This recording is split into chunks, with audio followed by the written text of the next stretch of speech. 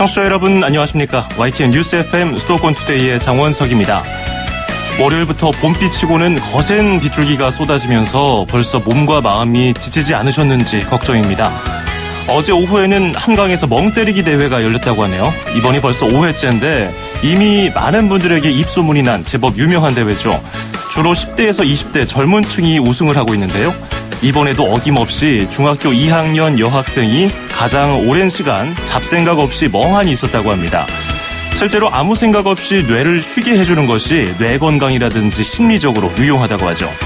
비바람에 고생스러운 월요일 아침이지만 잠시 짬을 내서 잡념을 없애보고 여유 있는 시간 가져보는 건 어떨까요?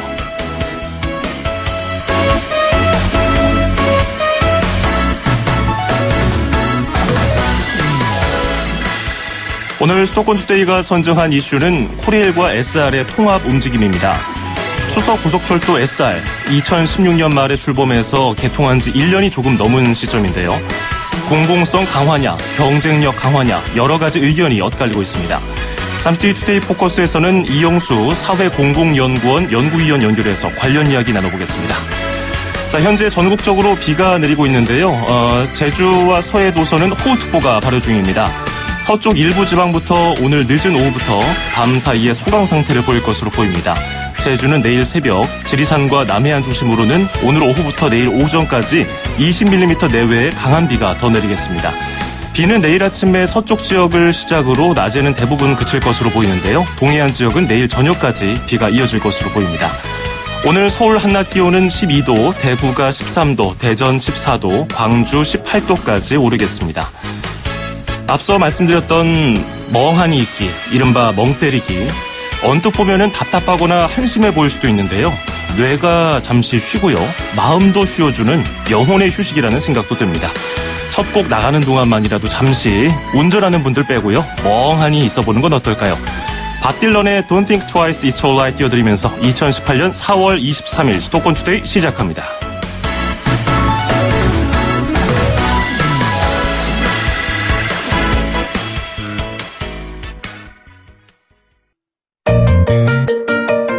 음악과 수도권 뉴스가 한방에 수도권 전문 방송 수도권 투데이.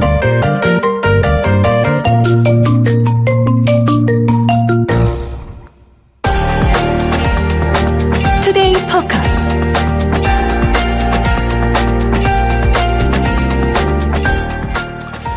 정부가 코레일과 SR 통합 작업에 시동을 걸고 있습니다. 관련 논란이 일고 있는데요. SR, 수서 고속철도가 출범한 지는 한 1년 좀 넘었습니다. 철도 공공성 강화를 내세워서 코레일로 통합되는 수순을 밟고 있습니다. 하지만 철도 경쟁력을 강화하는 주장을 하는 쪽에서는 분리 운영이 필요하다고 맞서고 있습니다. 향후 움직임에 관심이 집중되고 있는데요. 관련 소식을 오늘 이영수 사회공공연구원의 연구위원과 함께 이야기를 나눠보겠습니다. 안녕하십니까? 안녕하십니까? 예. 말씀드린 것처럼 정부가 코레일과 SR 통합 작업을 추진하고 있는데, 이게 SR이 출범한 시점부터 한 어느 정도까지를 평가에다가 두고 있습니까?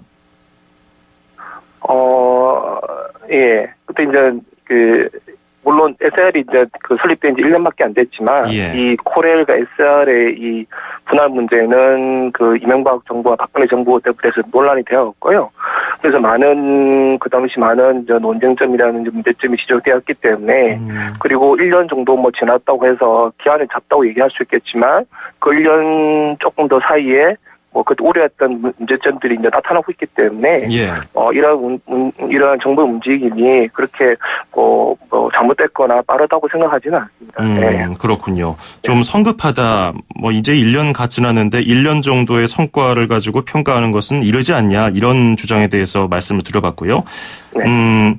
약간의 문제점이 전 정부에서도 지적이 됐다고 말씀해 주셨는데, 그거는 구체적으로 어느 내용이었습니까? 그러니까 원래 다 아시겠지만 수서발 KTX는 서울과 시흥 구간에 있는 병목 형상을 해소하고 KTX 노선을 이제 공급을 늘리기 위해서 이제 건설을 했는데요. 예. 그런데 이명박 정부 때 갑자기 이제 민영화가 추진됐고요. 박근혜 정부 때는 이제 민영화 논란이 좀 많이 불거지니까 이제 경쟁체제라는 민영화에 분할이 되는데요. 실제로 저희가 주장했던 것은 이제 이 분할 자체의 효과도 없지만 경쟁 체제라는 효과도 없지만 그리고 오히려 뭐 중복 운영이라든 중복 비용으로 더 발생해서 여러 가지 사회적 비용이 발생한다 이렇게 말씀을 드렸습니다. 예. 코레일과 통합 이야기는 그러면 출범 이전부터도 나왔던 걸까요? 아니면 출범 이후에 좀 불거졌습니까? 뭐 그동안 그 뭐 철도 노조라든지 시민단체라든지 그리고 그 당시 야당이었죠. 민주당을 중심으로 해서 계속 철도 통합을 얘기를 했고요. 예. 그리고 아마 이제 저희들은 이제 그 부분이 이제 철도의 큰 적폐라고 얘기했었는데요. 그런 적폐 청산을 내건 문재인 정부가 이런 요구에 응답을 해서 좀 발빠르게 움직이고 있다고 생각을 하고 있습니다. 예. 지난달에 그 국회에서 철도 산업의 올바른 통합 방향 모색을 위한 정책 토론회 이것도 있었고 지금 연구위원님께서도 참석을 하셨을 것으로 알고 있는데 지금 말씀하신 것처럼 찬성하는 쪽은 공공성 강화 그리고 여러 가지 문제점이 불거지는 것에 있어서 통합을 하면은 그런 것들이 좀 줄어들고 또 노선이 효율화되고 공급 좌적수도 늘릴 수 있다고 이렇게 얘기를 하고 있는데 구체적으로 어떤 효과가 발생할 것이라고 보시는지요?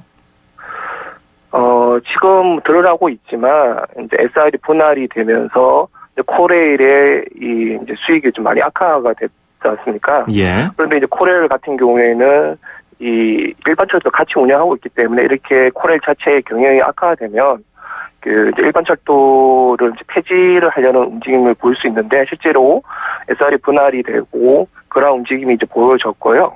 그래서 이 SR이 통합이 돼서 코레일의 이제 교차 보조를 통한 이제 수익이 좀 확대될 필요가 있을 것 같고요. 그리고 지금 SR 같은 경우에는 이런 차량 운영 빼고는 유지 보수라든지 뭐 이런 부분들을 다 철도에 다시 재위탁을 하고 있거든요. 예. 그런데 이렇게 위탁이 되게 되면 뭐 요즘 계속 외주화 문제도 불거지고 있는데 여러 안전 문제라든지 또 이런 유지 보수 품질의 문제가 발생하는데요. 실제로 통합이 되면 이런 유지 보수를 코레일이 하게 되면서 더 안전이 더 보장될 수 있을 것 같고요. 그리고 또 물론 이제 평택하고 5선 구간이 이제 복선화가 돼야 되겠지만 일단 통합이 되면 이제 기존에 있는 코레일의 차량들을 SR 쪽으로 통합을 시킬 수 있고 투여시킬 수 있고 그리고 또 여러 가지 좀 이제 이 열차 이 배분을 통해서 좀 좌석을 더 늘릴 수가 있습니다. 예. 좌석을 늘리게 되면 또 여러 가지 편익이라든지 또 영업수익이 또 올라갈 수가 있는 거죠. 공급 좌석을 늘릴 수도 있다는 주장도 있던데 이거는 어떤 식으로 가능한 겁니까?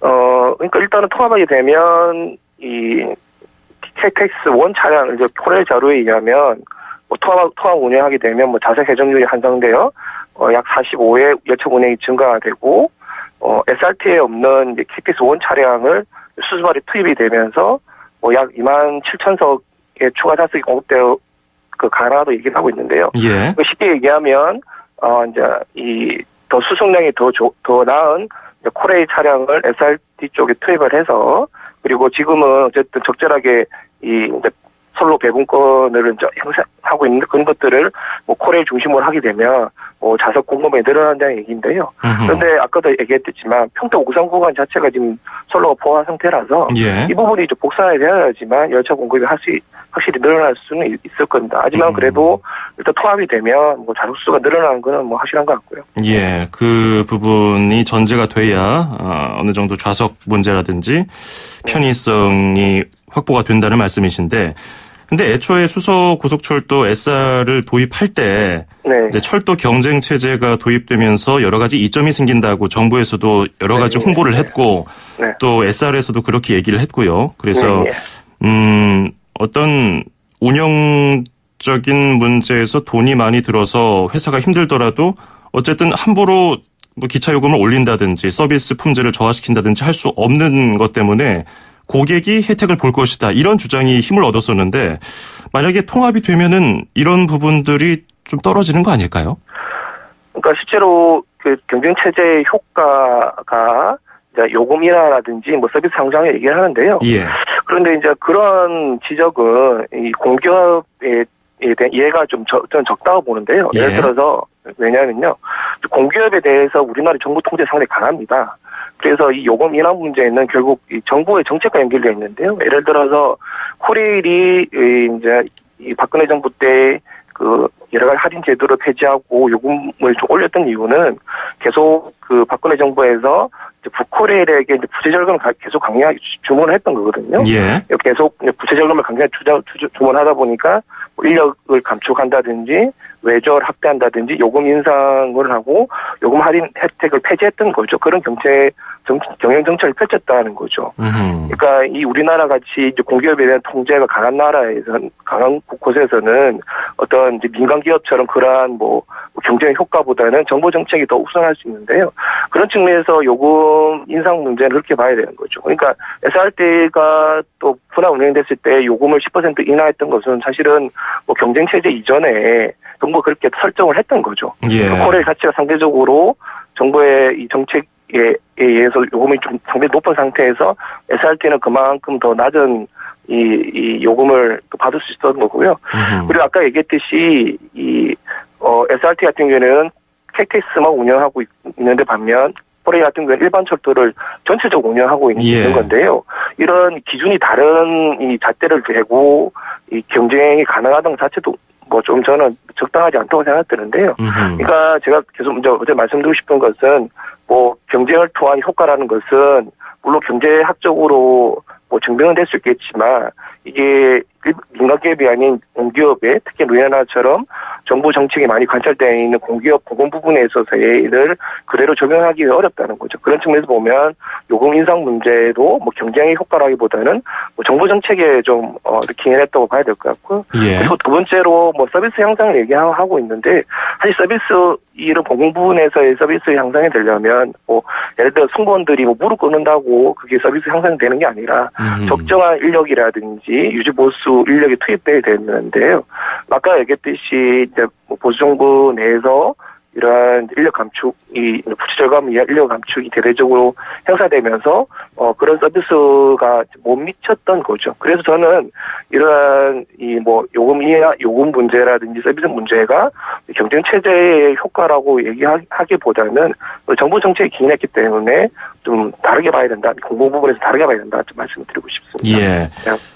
이제 구체적으로 설명을 해주셨는데 크게 봤을 때 공공성 강화를 위해서 SR과 코레일을 통합하면은 뭐 관리 비용이 절감될 수 있고 그에 따른 그 소비자들에게 혜택이 돌아갈 것이다라는 분석도 있거든요. 요금이 어느 정도 인하되고 물론 지금 연구 용역이 제대로 뭐 결과가 나오는 것이 아니기 때문에 뭐 확답을 할 수는 없겠습니다만은 그래도 어느 정도나 지금보다 이용자들에게 좀 나은 서비스 그리고 요금 혜택이 돌아갈지도 궁금하네요. 그러니까 저는 어쨌든 아까 얘기했듯이 통합을 통해서 정부의 이런 정책 자체가 좀 변화해야 될 부분은 있는 거죠. 그러니까 뭐 코레일에 대한 지원이라든지 뭐 인력 부분에 있어서 이제 부채 절감은 요구하지 않는다는 부분도 있는데, 근데 이제 그걸 떠나서 통합이 되면 아까 얘기했듯이 그 SR이 다시 이제 재위탁, 그러니까 이 자신들의 경영 비용을 줄이기 위해서 철도공사를 재이탁하는 것들도 다시 코레일이 직영화하면서 더 안전하고 좋은 이 유지 보수라는 서비스를 보여줄 수 있을 것 같고요. 그리고 코레일 자체가 이 교차 보조를 통한 통합 운영을 하고 있는데요. 아무래도 SR을 통합하면서 뭐 요금 수익이 늘어나게 되면 뭐 이 아까 얘기했듯이 일반 철도를 이용하는 그 국민들한테는 더 일반 철도를 더 유지를 더 하면서 뭐 이동권을 보장을 할 수 있는 거고요. 그리고 뭐 SR 자체가 원래 이 거의 80% 정도의 노선을 똑같이 유지하기 때문에 별도의 회사를 만들 필요가 없는 거죠. 만약에 통합을 했다면 기존에 있는 뭐 철도의 조직이라든지 조직 체계를 통해 충분히 커버가 가능했던 부분인데 만약에 통합이 되면 그런 중복 운영 비용도 흡수할 수 있기 때문에 그걸 가지고 뭐 여러 가지 다른 안전이라든지 서비스 향상에 충분히 투자할 수 있는 여력은 있는 거죠. 물리적인 통합에 있어서 어려운 점은 없습니까? 공기업에 사기업이 편입되는 그런 움직임 아닌가요? 지금 SR은 예. 공공기관, 기타 공공기관으로 지정이 됐기 때문에. 그런가요? 민간기업이 아니고, 같은 이제 공공기관이고요. 최근에 이 서울 메트로와 서울도시철도공사가 다시 이제 통합을 했잖아요. 예. 그런 점에서 보면 이제 공기업 간의 통합은, 저는 이렇게 민간기업이 아니기 때문에 충분히 큰 무리 없이 진행될 수 있다고 생각이 드는데요. 다만, 좀 그래도, 분리된 조직 간의 통합이기 때문에 좀 이해 당사자 간의 이해라든지 조금은 이 통합 과정은 조금 신중할 필요는 있는 거죠. 내부 분위기라든지 구성원들의 또 마찰이 있을 수도 있으니까 그런 부분은 이제 얘기가 나온 시점이죠. 지금 첫 걸음인 상황인 거죠. 예, 그렇죠. 예. 이제 그런 것들을 잘 좀 수렴해서 할 필요는 있는 거죠. 예. 우리나라의 경우는 이제 철도 경쟁 체제가 2016년 말에 처음으로 도입이 됐고 이제 통합 이야기까지 나오는 건데 다른 나라의 경우는 어떻습니까? 이런 사례가 있습니까? 글쎄, 사실은 이제 철도라는 것 자체가 우리 사회자님도 그렇겠지만 버스나 철도라는 게 먼저 오는 걸 타지 조금 더 낫다고 해서 뒤에 10분 뒤에 1시간 뒤에 오는 그 차를 타지는 않기 때문에 기본적으로 이 대중교통 자체가 이 동일한 노선, 특히 이런 이 수설과 같은 동일한 노선에서의 경쟁이 사실은 별로 드물기는 하죠. 그래서 국토부나 이런 한국교통연구원에서는 그런 경쟁 체제 사례가 있다고 얘기를 했었는데요. 그런데 이제 그런 것들을 있다고 하더라도 그거를 한국적인 지금의 상황에서 그대로 적용하는 거는 좀 타당하지 않다고 생각하고 있습니다. 예. 지금 말씀하신 것처럼 사실 철도 이용하는 사람 입장에서는 빠르고 정시에 오고 안전하고 서비스 불편함 없으면은 코레일이든 SR이든 별 상관이 없는 상황이거든요. 가격이 비슷하다는 전제 하에서. 그렇기 때문에 이런 통합 움직임으로 인해서 더 나아지면 나아져야지 만약에 좀 지금이랑 비슷하거나 불편하다고 하면은 국민적인 공감을 얻지 못할 수도 있기 때문에 제가 여러 가지 찬성하는 입장 쪽에서 말씀을 좀 들어봤고요. 지금 상황에서 가장 이제 시급한 것은 끝으로 뭐라고 보십니까? 짧게 좀 들어보죠. 그동안에 이 철도의 경쟁체제의 분할 정책으로 인한, 코레일의 경쟁의 저하라든지 철도 산업이 좀, 저는 어렵다 생각하기 때문에, 코레일과 SR의 이제 통합뿐만 아니라 전체적인, 정부의 철도 정책 자체가 좀 공공성을 강화하는 방향으로, 통합이라든지, 인력 확충이라든지, 이런 안전 위주의 이런 철도 통합 정책으로 좀 정책으로 좀 바뀌어야 되는 계기가 돼야 되겠다고 저는 생각하고 있습니다. 예, 알겠습니다. 오늘 설명 잘 들었습니다. 고맙습니다. 네, 수고하십시오. 네, 지금까지 사회공공연구원의 이영수 연구위원이었고, 자, 이어서 이규석의 기차와 소나무 듣고 잠시 뒤에 뵙겠습니다. FM 94.5MHz YTN 뉴스 FM 수도권 투데이 듣고 계시고요. 저는 아나운서 장원석입니다. 1부 여기서 마무리하고요. 잠시 뒤 2부에서는 경기도와 인천시 소식 전해드리겠습니다. 바로 이어가죠. 2,500만 수도권 청취자를 위한 모든 소식이 한자리에 YTN 뉴스 FM 수도권 투데이. 서울, 경기, 인천 찍고 수도권 정부의 핵심이 바로 여기에 수도권 행정탐방.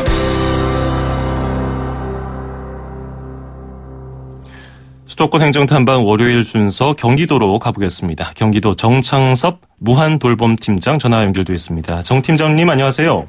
네, 안녕하세요. 예, 오늘 이야기를 나눠볼 주제가 아파트 거주 위기가구 일제조사 그리고 취약계층 발굴 지원인데 아무래도 최근에 잇따른 제도의 밖에 있는 것으로 평가를 받고 있는 그런 안타까운 가족들의 사연들 그런 것들 때문에 이런 사업이 추진되고 있는 거겠죠? 네, 맞습니다. 얼마 전 충북 증평에서 생활고에 시달리던 모녀가 숨진 채 발견되는 안타까운 사건이 있었습니다. 예. 증평 모녀의 경우처럼 아파트는 전기요금 등이 관리비에 포함되어 있어서 현재 복지 사각지대 발굴 시스템으로는 위기상의 확인이 어려운 시점입니다.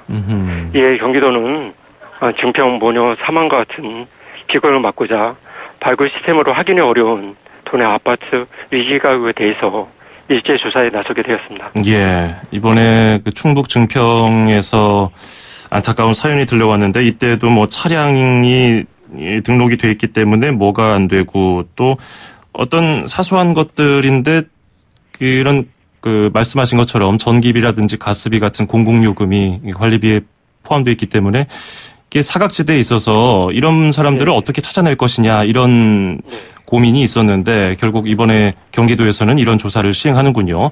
그러면 일제조사 기간하고 조사 범위가 어떻게 됩니까? 네. 이번 아파트 거주 위기가구 조사 기간은 오늘 6월 15일까지 약 2개월간 진행하게 됩니다. 조사는 도내 6,377개 전체 아파트 단지가 대상이고요. 특히 관리비 연체 비율이 높은 341개 LH 임대아파트 단지에 대해서 조사 역량을 집중할 계획입니다. 예. 이번 그 조사로 많은 좀 위기 가구가 발굴이 돼서 좀 도움을 받았으면 좋겠는데요. 어떤 방법으로 구체적으로 위기 가구를 찾게 됩니까?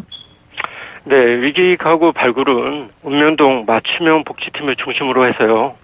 무한돌봄센터의 민간 사례 전문가, 그다음에 읍면동의 지역사회 보장협의체 위원님들, 그리고 LH 권역별 주민복지센터 및 아파트 관리사무소, 이통 반장님 등 민가 간이 협력하여 발굴 효과를 극대화하고자 합니다. 지역 위기 현장을 일일이 찾아가는 방식으로 추진하게 됩니다. 예, 역시제에서 이런 사업을 추진한다고 한들 지역사회에서 도움을 주지 않는다면은 아마 찾아내기 어려울 것 같은데, 네, 맞습니다. 지역사회, 아까 관리사무소, 이통 반장님들, 많은 협력을 좀 부탁드리고요. 네. 이렇게, 집중 발굴 대상으로 선정된 가구에는 지자체가 어떤 지원을 하게 되는지요? 네. 위기가구 집중 발굴 대상은 주 소득자가 사망했거나, 실직 등 불가피한 사정으로 관리비 및 임대료를 체납 중인 세대입니다. 위기가구로 발굴된 세대에는 긴급복지 및 경기도 무한돌봄 사업으로 생계비 및 의료비 등을 지원할 계획이고요. 예. 또한 복합적인 문제를 가지고 있는 세대에 대해서는 통합사례관리 대상자로 선정해서 지속적으로 관리해 나갈 계획입니다. 자, 지금 주변에 우리 이웃들이 어떻게 살고 있는지 조금 더 관심을 갖게 된 분들이 많으실 것 같은데 혹시나 그런 가정을 알고 있다면은 어디다 연락하면 좋을지와 관련해서 끝으로 한 말씀 해주신다면요. 네. 경기도에서는 30개의 시군과 함께 지속적으로 복지사각지대 위기가구를 발굴하기 위해서 모든 역량을 동원하고 최선의 노력을 다하고 있지만 무엇보다 중요한 것은 이웃의 적극적인 협조와 관심이라고 생각합니다. 네. 주변에 어려움을 겪고 있는 위기 가정을 알고 있다면 경기도 콜센터 또는 관할 읍면동 행정복지센터로 제보해 주시기를 부탁드리겠습니다. 예, 경기도 콜센터 전화번호가 어떻게 되죠? 네, 031-120입니다. 경기 지역번호 031-120. 네, 120. 예, 휴대전화로 신고하실 때는 031을 치고서 120을 또 눌러주시면 되겠군요. 맞습니다. 네. 예, 오늘 말씀 잘 들었습니다. 앞으로도 위기 가정이 없는지 잘 좀 확인 부탁드리겠습니다. 네, 감사합니다. 네, 고맙습니다. 네. 지금까지 경기도 정창섭 무한돌봄팀장이었습니다.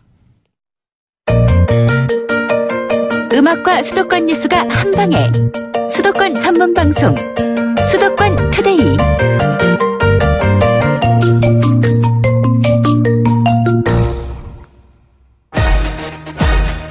출입처 기자들의 수첩을 살짝.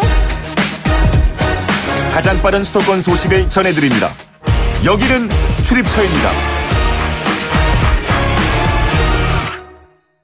네, 여기는 출입처입니다. 오늘 인천시청으로 가보겠습니다. 경인일보 김민재 기자 연결하죠. 안녕하세요.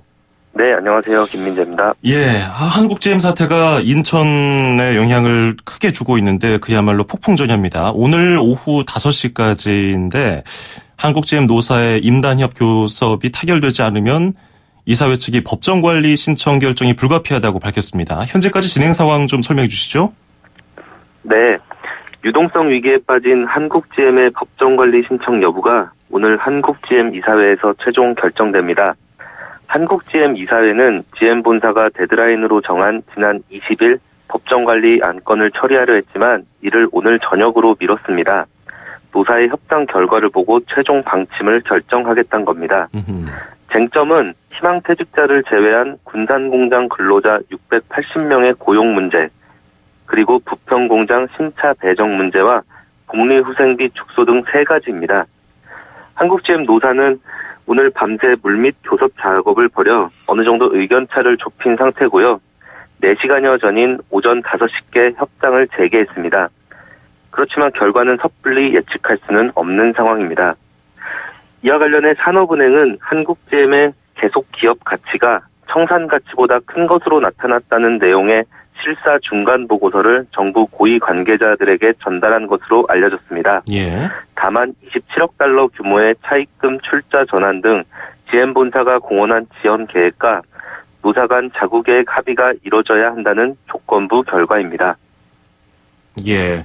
협상 당사자들도 피말리겠지만 바라보는 우리도 참 걱정스럽고 안타깝네요. 인천시도 초긴장 상태일 것 같은데요. 사태를 예의주시한다면서도 최악의 경우로 치달을 경우도 이제 상정을 해두고서 여러 가지 대응 방안을 마련하고 있는데 산업 위기 대응 특별지역 지정 신청도 검토하고 있네요. 네, 그렇습니다. 인천시는 한국GM 경영진이 법정 관리를 신청하는 최악의 상황을 대비해 산업 위기 대응 특별지역과 고용 위기 지역 지정 신청을 준비하고 있습니다. 예. 정부는 주된 산업이 위기에 처해 경제 여건이 나빠질 우려가 있는 곳을 산업 위기 대응 특별지역으로 지정해 지원할 수 있는데요. 특별지역으로 지정되면 기업과 소상공인에 대한 금융지원, 판매, 수출 지원, 경영자문, 실직, 퇴직자 재취업 지원 등이 이뤄집니다. 이미 지난 5일에는 군산이 한국GM 공장 폐쇄에 따라 특별지역으로 지정된 상태입니다. 인천시는 특별지역 지정을 위해 한국GM이 전체 산업에 차지하는 비중이 얼만큼인지를 일단 살펴보고 있습니다. 부평공장 직원과 협력업체 직원, 영업소와 정비업소 직원을 모두 더하면 5만 2천여 명이 한국GM 관련 산업에 종사하는 것으로 추정됩니다. 이들에게 지급되는 총 임금만 연 2조 8천억 원이 넘는데요. 이는 인천 지역 내 총 생산 GDRP의 3.6%를 차지합니다. 예. 인천시는 한국GM이 법정 관리에 들어가면 직원 구조 조정과 생산량 감소, 협력업체 줄도산으로 이어져 사실상 사회적 재난이 발생할 것으로 보고 있습니다. 인천시는 이 밖에 기업이 대규모 도산이나 구조조정으로 고용 안정에 중대한 문제가 발생한 지역을 지원하는 고용위기 지역 지정 신청도 사태 추이를 지켜보며 진행할 계획입니다. 예, 지금 워낙 국가 외교적으로 큰 일을 앞두고 있기 때문에 이 문제가 살짝 묻힌 느낌인데 경제적으로 한국GM 사태 이거 오늘이 정말 중요한 날이니까요. 계속 지켜봐야겠습니다. 자, 그리고 우리나라 최초의 천주교 영세자 이승훈 묘역 일대를 천주교 역사공원으로 조성하는 사업이 추진된다고요? 네, 인천시는 재단법인 인천교구 천주교회 유지재단과 이승훈 역사공원 조성사업 추진을 위한 양해각서를 최근 체결했습니다. 시는 2022년까지 천주교회 유지재단과 공동으로 이승훈 묘역이 있는 남동구 장수동 일대를 역사공원으로 조성할 예정입니다. 예. 공원에는 한국천주교 역사문화체험관도 함께 건립됩니다. 역사문화체험관 내에는 이승훈 인물 안내관을 비롯해 수장고, 천주교 박해 역사를 볼 수 있는 역사문화체험실, 이승훈 가계도와 3D 입체 모형 등이 들어설 계획입니다. 이승훈은 1784년 중국 베이징에서 선교사에게 세례를 받아 국내 천주교 최초의 영세자가 된 후 귀국해 활발하게 포교 세례 활동을 했습니다. 1801년 신유 박해 때 순교한 인물인데요. 예. 그의 시신은 선영이 있는 장수동에 묻혔습니다. 인천시는 2011년 이승훈 묘역을 시 지정기념물 63호로 지정해 관리하고 있습니다.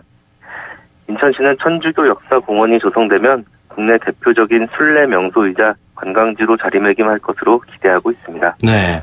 자, 그리고 인천시가 인천공항이라든지 김포공항 주변에 소음 피해를 겪고 있는 주민들을 위해서 각종 지원 사업을 추진한다고요?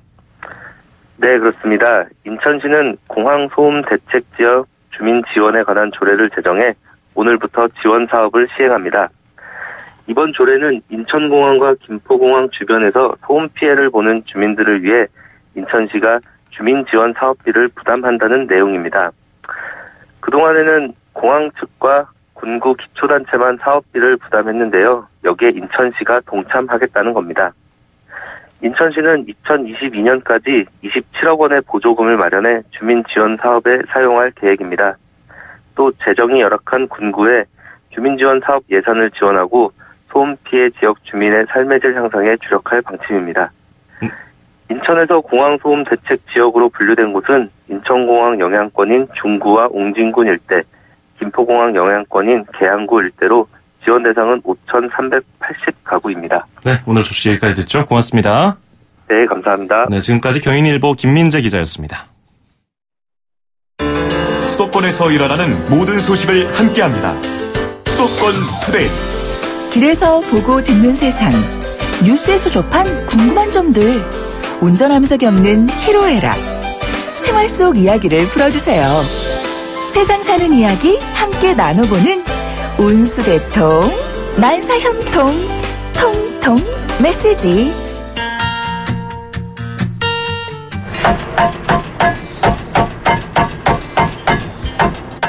안녕하세요. 저는 합정동 8번 출구에서 구두 수선한 업을 하는 문정규입니다. 30년 됐습니다. 이 자리에서.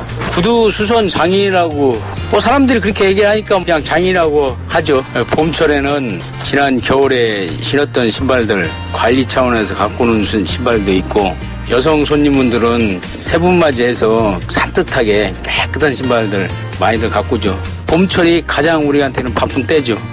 쟤는 그건 말 그대로 기술로 어려운 사람들은 그냥 고쳐주기도 하고, 사실 구두 수선하는 가격도 그 만만치 않거든요. 도로변에 있으면 불편한 점 많죠. 소음, 매연, 한 평 조금 넓은 거에 아주 협소하죠. 일하는 공간도 좁고 손님들도 앉아있기도 불편하고, 조금만 더 넓었으면 좋겠죠. 이 기술은 할수록 그 자기 노하우가 생기는 거거든요. 자기 손재주 복합 예술이라고 볼 수 있죠. 계속 재료나 디자인 발전을 해야지 그래도 한 푼이라도 더 벌죠.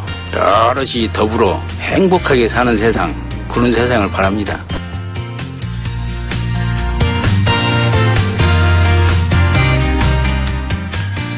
운수대통 만사형통 통통 메시지. 오늘은 합정동에서 30년 동안 구두 수선을 하고 계시다는 문정규님의 사연이 도착했습니다. 공간 위치가 협소하고 또 불편하다고 말씀해 주셨는데, 그 좁은 공간이 급한 사람들에게는 얼마나 소중한 공간입니까?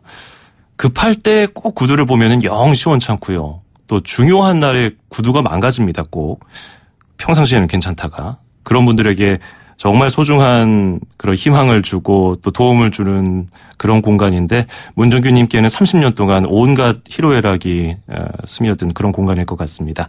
좋은 말씀 감사하고요. 자, 수도권 투데이 운수대통 만사형통 통통 메시지에 참여하시면 허벌라이프에서 식사 대용 쉐이크 포뮬라1 건강한 식사와 쉐이커를 드리겠습니다. 추첨을 통해서 방송 참여 기회는 물론 수도권 투데이에서 준비한 선물도 보내드리죠. 짧은 문자 50원, 긴 건 100원이 드는 샵 0945, 우물정 0945번으로 많은 의견 부탁드리겠습니다.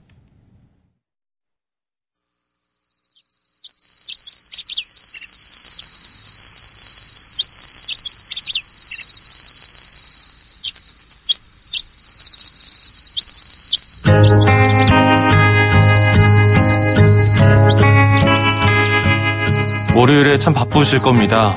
그런 만큼 짧은 휴식이 정말 중요할 텐데요. 앞서서 아무 생각 없이 멍하니 있어야 하는 멍때리기 대회 소개를 해드렸죠. 대회 심사 기준이 굉장히 엄격합니다. 그냥 육안으로 확인하는 게 아니고 심박 측정기를 달고서요, 평온한 상태인지 측정을 합니다. 방해도 있습니다. 이런 평온한 상태를 회방하기 위해서인데요. 이런 방해를 이겨내고 또 우승을 한 사람들 보면은 그 어떤 열정보다도 더 대단해 보이기도 합니다. 오늘 월요일 아침 비도 많이 오는데 힘내시고요. 윤종신의 수목원에서 들으시면서 마무리하겠습니다. 저는 내일 아침 9시 10분에 뵙죠. 오늘도 보석처럼 빛나는 하루 보내시길 바랍니다. 장원석이었습니다. 고맙습니다.